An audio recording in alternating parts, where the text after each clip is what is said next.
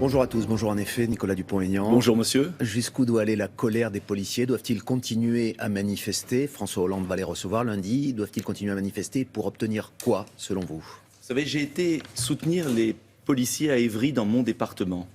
J'ai rencontré des femmes et des hommes qui font ça en désespoir de cause. Ils ne le font pas pour revendiquer, pour eux. Ils en ont assez d'être des cibles, d'être agressés, d'être tabassés, d'être menacés et de n'être jamais, mais je dis jamais, défendus par la justice de notre pays.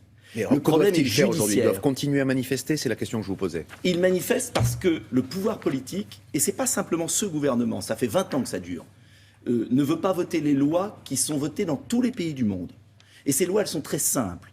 Quand on agresse un policier, on doit être sanctionné très sévèrement. Vous allez à Londres, vous allez à New York, vous allez en Allemagne, un policier peut se promener seul, il n'est pas agressé. Pourquoi? Parce que dans ces pays, il y a les places de prison qu'il faut, il y a les sanctions qu'il faut. Les prisons françaises n'ont jamais connu autant de détenus, 66 000 aujourd'hui. Oui, mais en Grande-Bretagne, il y a 90 000 places. Il manque 40 000 places de prison, et on le sait, et je le dis depuis des années, et pas simplement aujourd'hui. Qui a réduit les effectifs de policiers? C'est le gouvernement d'ailleurs précédent. Qui a par exemple supprimé l'expulsion des délinquants étrangers? Nous sommes l'un des seuls pays au monde... Vous dites que le gouvernement actuel ne fait pas pire que les précédents. Il a fait pire avec la loi Taubira, qui jusqu'à 5 ans de prison prévoit des peines alternatives.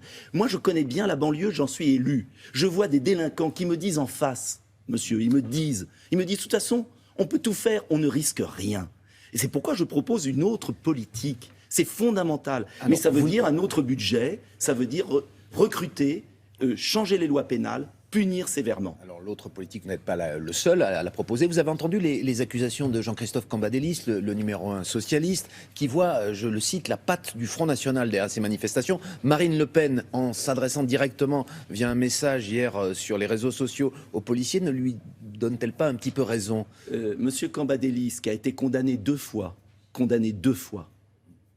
c'est pas l'objet de la mais question. Il a été condamné 2 fois. Alors, si les partis politiques faisaient un peu le ménage dans notre pays... D'autres personnalités ont été condamnées, mais répondez-moi sur ce point. Est-ce que vous pensez qu'il y a une manipulation politique pour les policiers derrière cette colère? J'ai vu une femme policier qui m'a dit « Monsieur le député, je suis là parce que je ne veux pas laisser mes enfants orphelins. » C'est une insulte. Vous savez, les policiers, il y en a de tous les horizons politiques. Et ceux que j'ai vus, ils n'en peuvent plus d'être des cibles. Et la nation, les Français doivent être aux côtés de leurs policiers, de leurs gendarmes, des pompiers, pareil, qui se font agresser, des enseignants. Quand l'État, le pouvoir politique, ne défend plus ses serviteurs, les serviteurs de l'État, c'est l'instituteur, c'est le policier, c'est le pompier, eh bien, tout part à volo. Et c'est ça l'enjeu, c'est de redresser le tir très vite. Mais pour ça, il faudrait... Il n'y a pas de récupération politique d'aucun parti, selon vous, dans cette affaire. Heureusement que chacun peut s'exprimer, mais les policiers, ils attendent des actes, des condamnations des délinquants. Et c'est pourquoi il faut revoir la loi Taubira, il faut l'abroger. La loi sur le laxisme judiciaire. Et puis il faut donner des moyens qui n'ont jamais été donnés à notre police. Alors on va parler et à notre justice. On va parler d'un autre sujet qui vous tient à cœur, c'est l'Europe. Un sommet européen a lieu en ce moment et l'un des sujets qui est évoqué, c'est le futur accord de libre-échange avec le Canada, le CETA. On n'en parle pas forcément beaucoup, mais c'est très important. Et ce qu'il faut savoir, c'est qu'il y a une région actuellement, la Wallonie, avec ses un peu plus de 3 millions d'habitants, qui bloque cet accord voulu par 27 pays. Et vous, vous êtes d'accord avec cette démarche? Expliquez-nous pourquoi. Voulu par 27 pays, mais non. Voulu par 27 gouvernements. Et vous savez qu'en France... Les gouvernements sont quand même l'émanation en démocratie de mais vous savez que ce que veulent les habitants. Attendez, ce traité, il devrait être ratifié, c'est-à-dire voté, par les parlements. Négocié depuis 7 ans. Oui, mais il devrait être voté par le Parlement français. Et vous savez ce qui va se passer? C'est que le gouvernement français a accepté que ce traité soit appliqué par anticipation avant le vote du Parlement français. Pourquoi c'est un mauvais traité, selon vous? Mais d'abord, je veux dire que nous ne sommes plus en démocratie.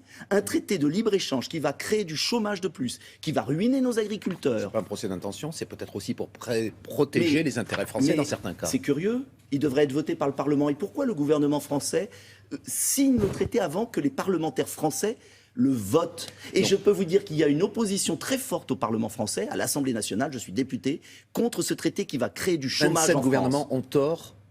Vous pensez? Le peuple français a le droit de choisir. Et s'il y a tant d'opposition contre le TAFTA, vous savez, ce traité avec les États-Unis, avec le Canada, c'est parce que c'est du chômage en plus. On n'a pas assez de chômeurs en France? On n'a pas un suicide d'agriculteurs tous les 2 jours? Ces traités, selon vous, donneront plus de chômage avant même qu'ils ne soient appliqués? Puisqu'ils vont faire rentrer sur notre territoire des produits avec une concurrence déloyale. Le bœuf aux hormones, le poulet à l'eau de Javel, c'est la destruction définitive de notre agriculture. Moi, je ne veux pas de ça pour mon pays. Et vous savez, c'est sur tous les bancs de l'Assemblée, de gauche ou de droite, une opposition très forte. Et le président de la République court-circuite le Parlement. Monsieur Dupont-Aignan, l'Union européenne a encore durci le ton face à Vladimir Poutine.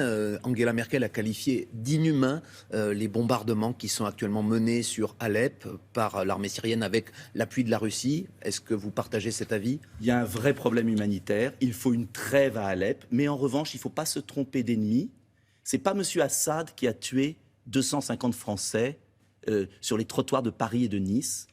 C'est pas M. Assad et c'est pas la Russie. Donc si ce n'est pas notre ennemi, ceux qui ont tué des Français sur notre sol, ceux qui ont tué des Français sur notre sol, c'est l'État islamique. Et je préférerais voir la France combattre davantage l'État islamique avec l'aide de la Russie. Avec l'aide d'Assad, parce que j'en ai assez de cette hypocrisie. On ne combat pas ceux qui ont tué des Français sur notre sol. Donc vous trouvez qu'on est trop sévère aujourd'hui avec Vladimir Poutine, qu'il faudrait se rapprocher de la Russie? Mais bien évidemment. Parce que la Russie a protégé les chrétiens d'Orient, la Russie lutte contre l'État islamique, et nous combattons la Russie. Avouez qu'on marche sur la tête. On marche sur la tête. Alors le 27 novembre... Et je ne suis pas le seul à le dire, François Non, Fillon vous n'êtes pas le seul. Et c'est Jean-Pierre Chevènement. Comment vous expliquez cette fascination, entre guillemets, qu'exerce Vladimir Poutine sur des personnalités aussi différentes que vous-même, Jean-Luc Mélenchon, Marine Le Pen? C'est la défense de l'intérêt de la France, et nous avons un pouvoir notre politique. Intérêt serait mieux assuré par Vladimir Poutine que notre alliance avec les États-Unis, par exemple. Poutine, ni des États-Unis. Je veux une France libre, je suis gaulliste, et je veux une politique française libre. Et je regrette que M. Hollande soit à la solde des Américains. À la solde des Américains, oui. Dites-vous. Le 27 novembre, il y aura un candidat de la droite et du centre. Pour vous, c'est la même chose si c'est Alain Juppé ou Nicolas Sarkozy, très franchement? Oui, parce qu'ils ont gouverné ensemble. La primaire est une escroquerie politique. Je dis aux Français que ces gens-là ont gouverné pendant 10 ans, de 2002 à 2012. Ils nous ressortent les mêmes programmes. Il n'y a aucune vision. Je veux un programme différent, et c'est pourquoi je suis candidat à la présidentielle. J'ai quitté l'UMP parce que c'était un échec, et je veux que les Français arrêtent de voter pour des gens qui les font souffrir et qui ont échoué. Il y a un moment, nous sommes la seule démocratie, M. Wittenberg, la seule démocratie où ceux qui ont échoué, qui ont été battus, se représentent. Alors vous gouvernerez avec qui si vous n'êtes pas élu président de la République, ça peut arriver, vous gouvernerez avec qui? Plutôt avec la droite, plutôt avec le Front National qui vous tend des perches? Les Français, répondez-moi à cette question. Je veux offrir un choix entre ceux qui ont échoué et le Front National qui n'est pas ma tasse de thé. Je crois qu'il y a une voie patriotique, sérieuse, sereine, de rassemblement républicain.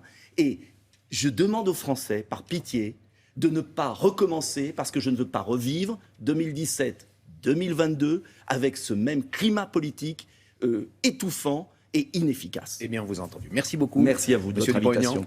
Merci. C'est à vous. Thomas, très bonne journée. Merci à tous les deux, très bonne journée également. Dans un instant, on va se retrouver.